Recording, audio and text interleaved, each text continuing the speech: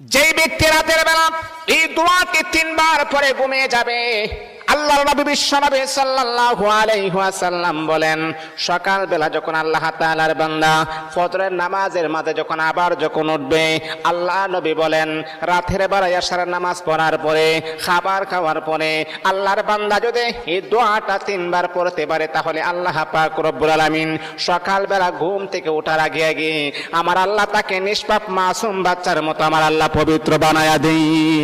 দোয়াটা সবাই আমরা জানি, আমরা সবাই কিন্তু দোয়াটা জানি, কিন্তু আমরা আমলটা করি না।